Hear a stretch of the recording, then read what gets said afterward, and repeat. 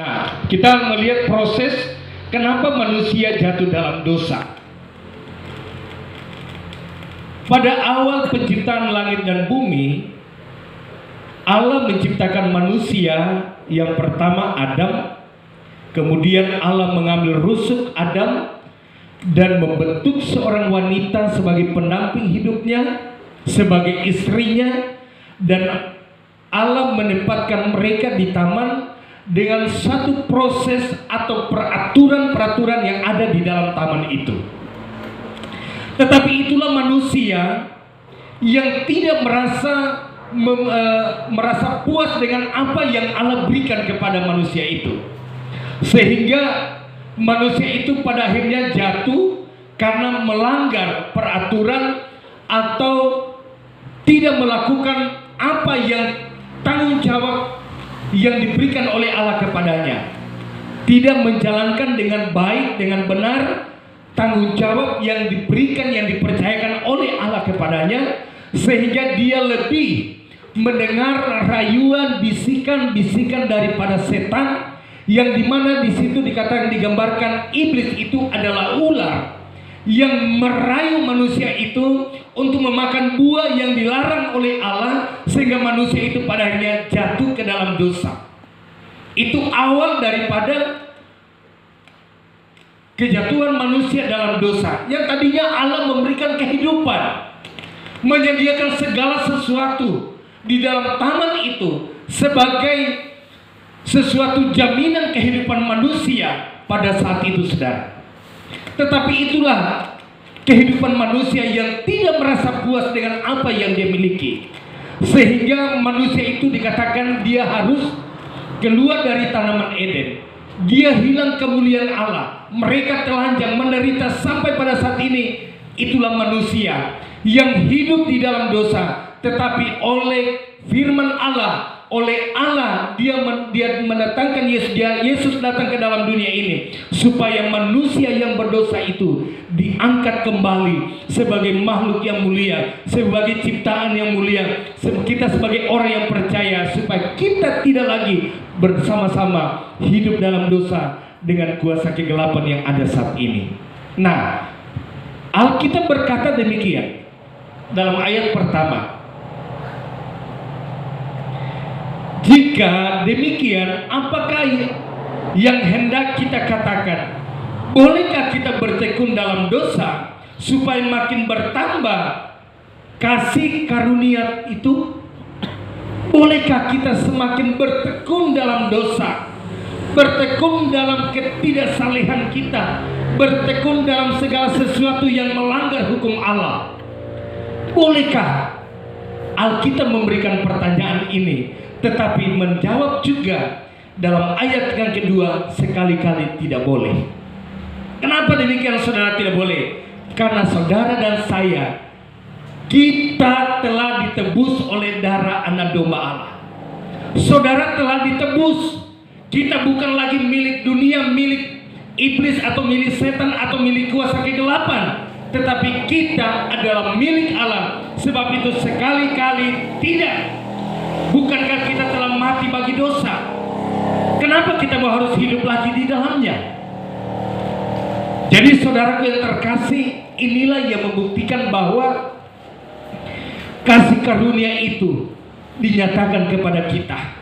Oleh kasih karunia Allah, Yesus datang ke dalam dunia ini untuk membebaskan kita, untuk melepaskan kita, untuk supaya kita kembali diambil oleh Allah. Kita menjadi pribadi-pribadi yang berkenan di hadapan Allah sebelum pada waktu Adam diciptakan oleh Allah dan ditaruh di Taman Eden. Allah kembalikan posisi kita menjadi yang benar di hadapan Tuhan. Tetapi konteksnya bagaimana kehidupan kita? Sudahkah seperti yang Alkitab katakan? Mari kita mulai merubah cara pandang kita. Sesuatu mungkin saja, oh ini baik kehidupan saya, ini merupakan, ini adalah sesuatu pandangan hati kita, baik untuk saya. Tetapi apakah baik untuk Tuhan? Pertanyaannya di sana. Dan memberikan jawaban itu adalah kita sebagai pribadi-pribadi yang dikasihi Tuhan.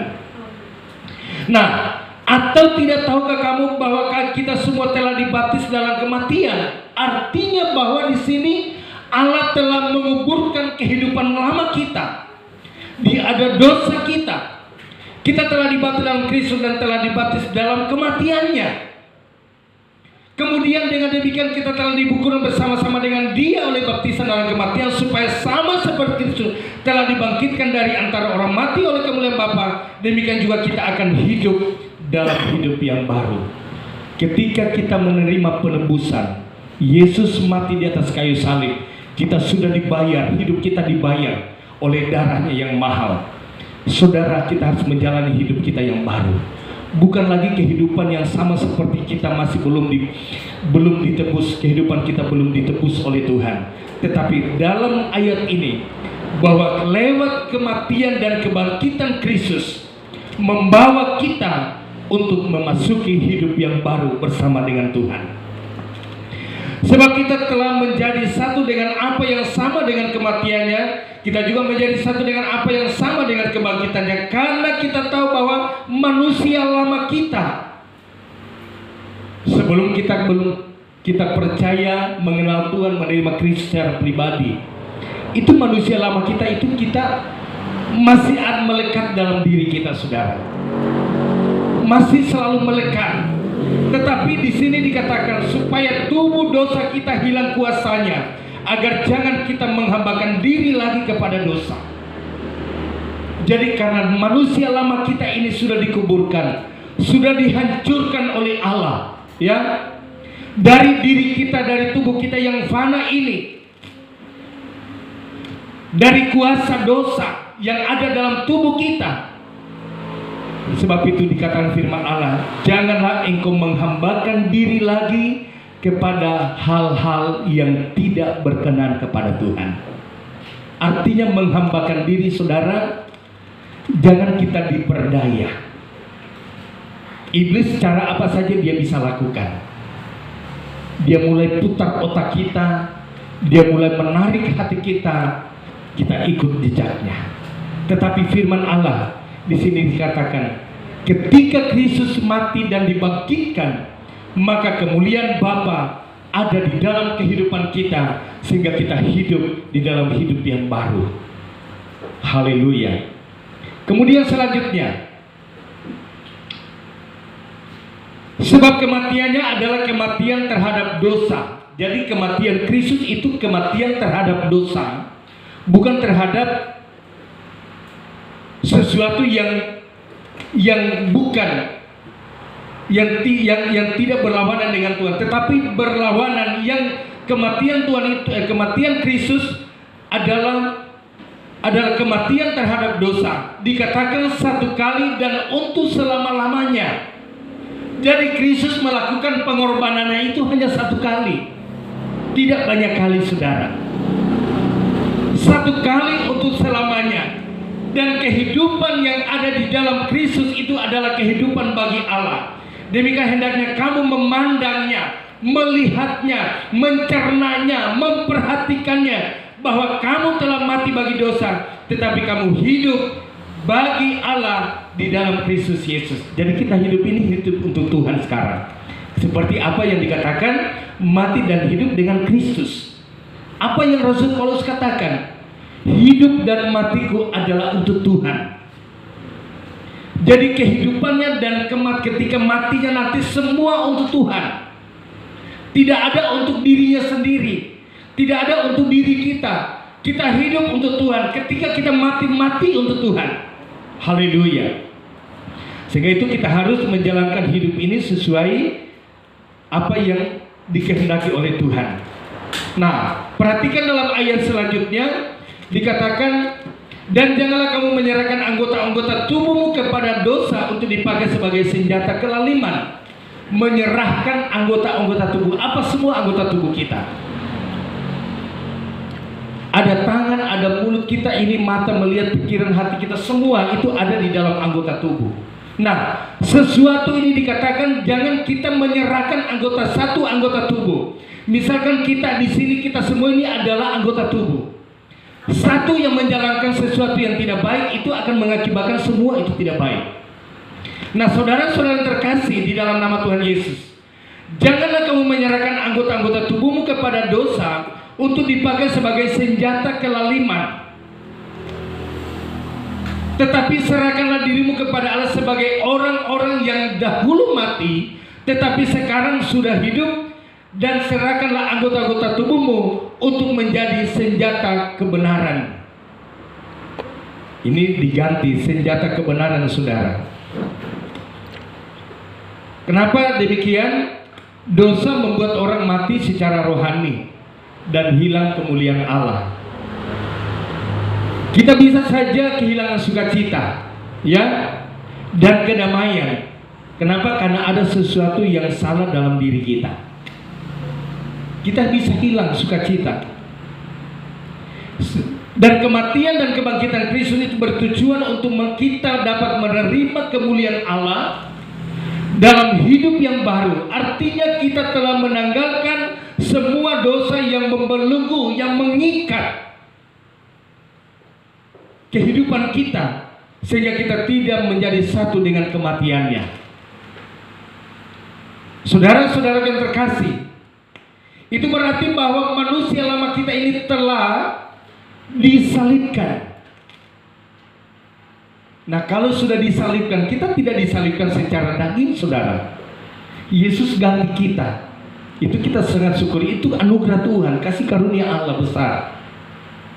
Kalau kita merasa disalibkan secara daging, saudara, kalau ada sekarang penyaliban, sedangkan luka saja kita menangis, saudara. Ini dipaku, ditancap, taruh mahkota duri, lambung ditusuk, sakit perih, saudara.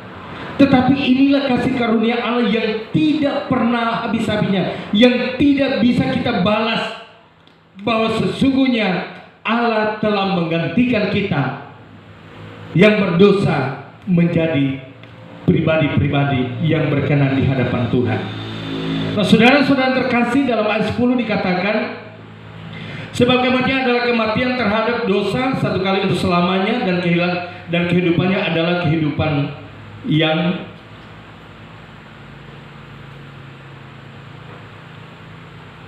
yang baru, kehidupan bagi Allah. Nah, jadi kematian Kristus itu seperti saya katakan tadi hanya satu kali untuk selamanya. Tidak ada lagi pengampunan, tidak ada lagi penyaliban untuk kedua kalinya. Orang melanggar hukum Allah itu tidak akan ada lagi penyaliban.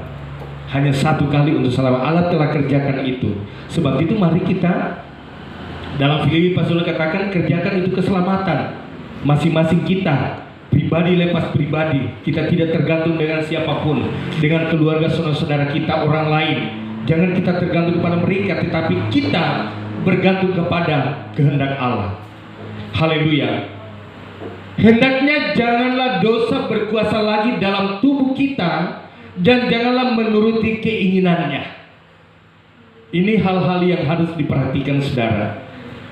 Dosa itu bukan sesuatu kejahatan, bukan suatu perbuatan mencuri, membunuh, dan lain sebagainya. Banyak hal, saudara. Banyak hal. Nah, itu yang sesuatu yang tidak nyata dalam diri manusia. Pemikiran kita terkadang membuat kita bisa berdosa. Mulut kita terkadang membuat kita bisa berdosa. Tangan kita, kaki kita terkadang membuat kita berdosa, saudara. Sebab itu dikatakan, hendaklah dosa jangan berkuasa lagi dalam hidupmu, dan janganlah menuruti keinginannya. Hatimu telah disalibkan oleh Tuhan. Kita telah disucikan oleh Allah. Sebab itu dikatakan, jangan menyerahkan anggota tubuhmu kepada dosa untuk dipakai sebagai senjata kelaliman, tetapi serahkanlah tubuhmu ini menjadi senjata kebenaran. Artinya, saudara, bahwa menjalani hidup ini sesuai dengan kehendak Tuhan, yang benar-benar saja, ya, jangan yang salah-salah. Kalau yang salah-salah itu, salah-salah itu bisa kita kesasar.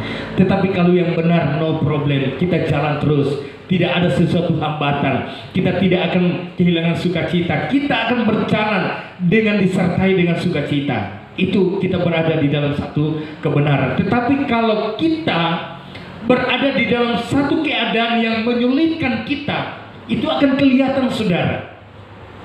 Bagaimana kehidupan kita? Kita akan melihat sesuatu perbedaan ketika seseorang kehilangan sukacita dan seseorang memiliki kebenaran.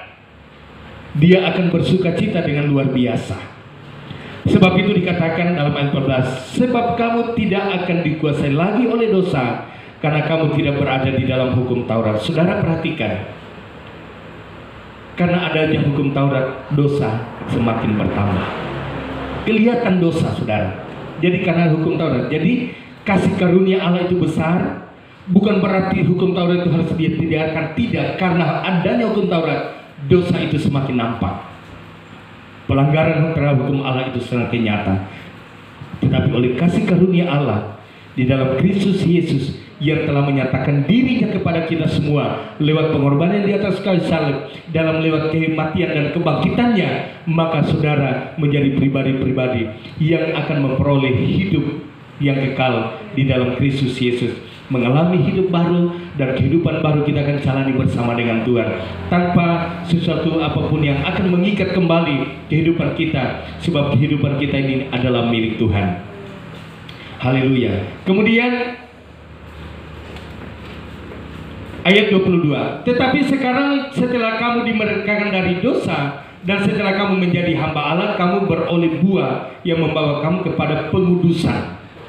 Nah, tadi dikatakan di sini kita yang tadinya menjadi hamba dosa, tetapi kita setelah dimerdekakan dari dosa menjadi hamba Allah.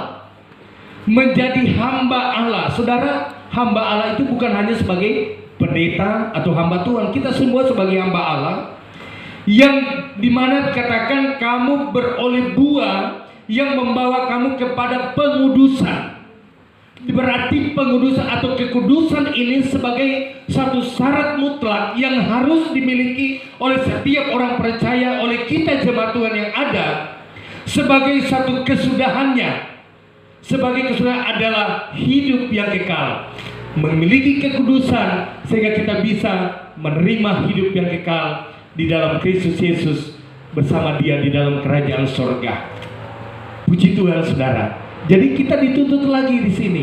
Setelahnya kita ditebus oleh darah Kristus, setelah Yesus mati, bangkit dari antara orang mati, kita telah dibayar oleh Allah melalui pengorbanan Yesus di atas kayu salib. Maka di dalamnya kita dituntut oleh Allah dalam hidup kekudusan. Karena Allah kita itu adalah yang kudus, saudara. Bagaimana orang yang cemar, orang yang cacat, orang yang bercela, orang yang masih kotor bisa mau mendekat kepada Tuhan? Artinya dalam kekudusan sini, saudara, hati kita ini benar-benar suci, murni, dan benar-benar memiliki satu hati yang baik, supaya kita memiliki yang dikatakan hidup yang kekal di dalam Kristus Yesus Tuhan kita. Maut telah dikalahkan, dosa telah dikalahkan, kita diberikan hidup yang baru, kita telah dimerdekakan dan memiliki kekudusan. Pengudusan itulah yang akan membawa kita masuk di dalam kerajaan Allah untuk selama-lamanya. Sebab itu saudara-saudara terkasih, firman Allah dalam ayat pertama katakan, jika demikian apakah yang hendak kita katakan? Bolehkah kita bertekun dalam dosa? Semua mari kita sama-sama katakan, tidak boleh. Kenapa? Karena kita telah ditebus oleh Allah. Semakin kita hidup dalam kekudusan, semakin hidup kita berkenan kepada Allah. Jangan kita lagi memberikan hidup kita dikuasai, diperalat, diperhamba oleh kuasa kegelapan. Karena kita ini adalah milik Tuhan. Saudara dan saya telah ditebus oleh darahnya. Harga kita sangat mahal, saudara. Bukan sebesar harga apa yang kita bisa beli di pasar. Dengan apa yang kita miliki saat ini, itu kecil, saudara, dan tidak ada nilainya di hadapan Tuhan. Tetapi nilai yang sangat berharga ketika hidup kita yang sudah ditebus oleh Allah memiliki satu kekudusan di hadapan hadirat Tuhan. Puji Tuhan, Tuhan memberkati firman Allah pada siang hari ini. Mari